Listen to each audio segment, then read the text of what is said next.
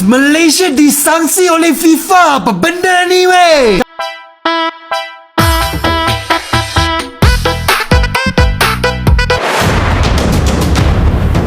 Hukuman FIFA terhadap Federasi Sepak Bola Malaysia dan 7 pemain naturalisasi mereka menjadi berita heboh di seluruh Asia Tenggara.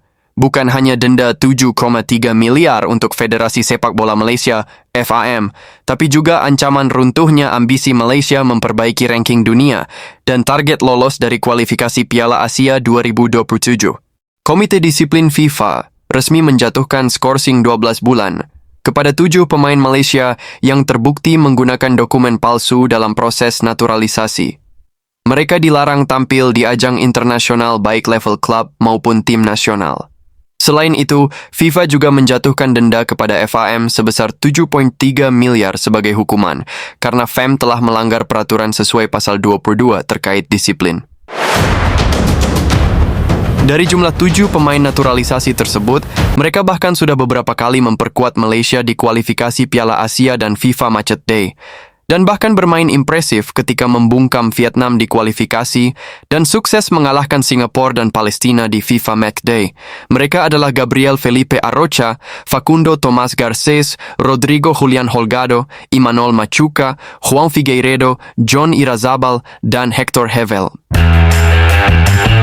Dan mirisnya, ketujuh pemain itu menjadi pemain kunci timnas Malaysia. Ketujuhnya murni menjadi tulang punggung skuad Harimau Malaya.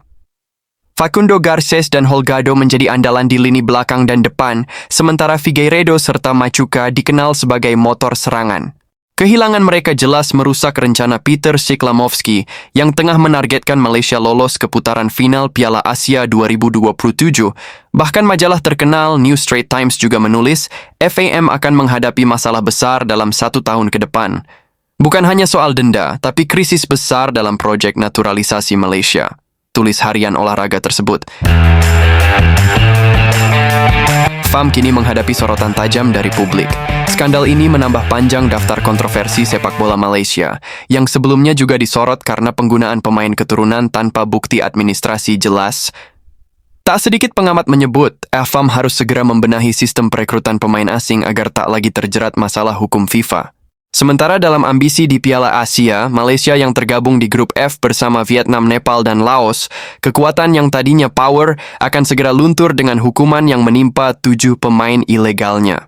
Dan jika hasil laga yang melibatkan pemain ineligible dibatalkan, peluang Malaysia menembus putaran final akan semakin tipis, dan ancaman jangka panjangnya. Selain berdampak langsung pada prestasi timnas, sanksi ini juga bisa berpengaruh ke citra sepak bola Malaysia di mata internasional. FIFA dikenal tak segan memberikan hukuman lanjutan jika pelanggaran serupa terulang.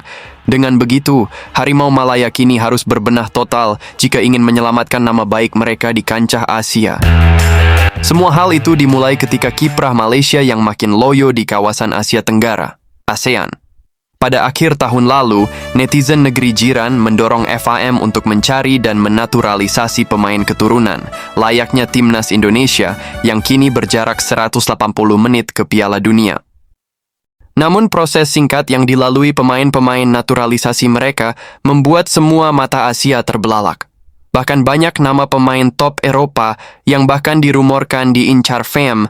Sejumlah nama beken diklaim mempunyai darah Malaysia, mulai dari gelandang terbaru Fulham, Emil Smith-Rowe, mantan Kapten Burnley, Josh Brownhill, hingga bintang Everton, Kiernan Dewsbury-Hall. Dan kini setelah keputusan FIFA resmi dirilis, semua berubah total. Timnas Malaysia yang kemarin sempat dielu-elukan oleh fans mereka, mendadak berubah menjadi cibiran. Bahkan jadi bumerang yang menyerang federasi yang telah memalukan semua pihak. Bahkan kasus ini menjadi buah bibir di seluruh kawasan Asia pada umumnya. Lalu muncullah pertanyaan, kenapa bisa FIFA tiba-tiba memberikan sanksi kepada mereka, sementara mereka sudah menjalani beberapa laga di ajang internasional? Jika analisis kita dikerucutkan, tentu saja federasi yang paling layak mengajukan protes adalah Vietnam. Bagaimana tidak, Vietnam yang pernah tak terkalahkan dengan Malaysia, secepat kilat mereka dihajar dengan skor telak dengan tim yang berubah secara mendadak.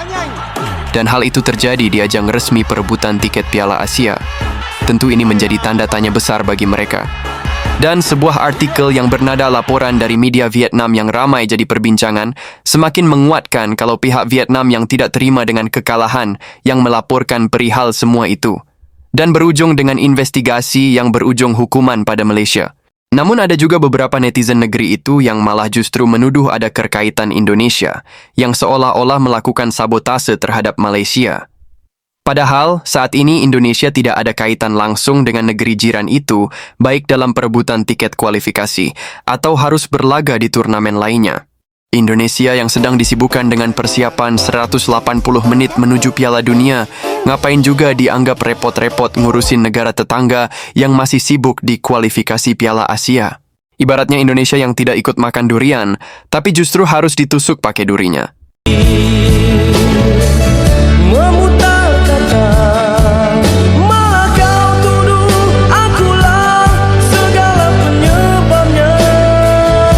Dan kini, semua sudah terjadi. Segala hal yang berkaitan dengan negeri tetangga semoga bisa dijadikan pelajaran buat negara manapun yang ingin melakukan proses naturalisasi dan pemain keturunan. Dan untuk timnas dan fans Malaysia, semoga masalahnya bisa segera berakhir dan bisa bersama-sama membangkitkan nama Asia Tenggara di pentas sepak bola yang lebih tinggi di kancah internasional. Beralih ke timnas Indonesia. Kabar kurang enak yang menimpa bek andalan timnas Indonesia Jay Itzes di klubnya Sassuolo. Beberapa jam setelah Sassuolo kalah dengan Como di Coppa Italia, pernyataan mengejutkan muncul dari Fabio Grosso yang menyebut Jay tidak dimainkan karena Grosso yang tidak respect dengan Jay. Keputusan tersebut menjadi sorotan di tengah timnas Indonesia mempersiapkan diri untuk menghadapi Arab Saudi dan Irak pada Oktober mendatang. Di saat Jay Itzes mendapat kepercayaan akan perannya dalam timnas Indonesia sebagai kapten, status itu sangat kontras dengan situasinya di klub. Pelatih Sassuolo, Fabio Grosso menegaskan bahwa dirinya tidak menyesali keputusan tersebut. Saya akan menurunkan tim yang sama lagi, demi Sassuolo lebih baik dari segala hal, ungkap Grosso, dilansir dari situs resmi Sassuolo. Seperti diketahui, Sassuolo yang tidak diperkuat Jay Itzes harus menelan kekalahan dari Como pada laga itu. Kebutuhan tampil Jay Itzes di KUB sangat penting sebagai persiapan di timnas Indonesia, namun malah justru dicadangkan. Bahkan apa yang dilakukan Grosso juga dapat sorotan dari media Italia, Sassuolo News. Sassuolo News menyebut kiprah Jay Itzes dianggap sebagai aset penting bagi skuad Garuda. 2 pertandingan liga, dan kemudian akan ada jeda internasional lagi. Tim nasional Indonesia juga akan bermain di kualifikasi Piala Dunia dan sekali lagi memutuskan untuk fokus pada Jay Itzes dari Sassuolo, tulis laporan tersebut. Sampai ketemu lagi dengan channel Putra Pusere Jawa, channel yang membahas seputar timnas Indonesia dan mancanegara tanpa hoax dan narasi menyesatkan. Jangan lupa like, komen, dan subscribe. Terima kasih.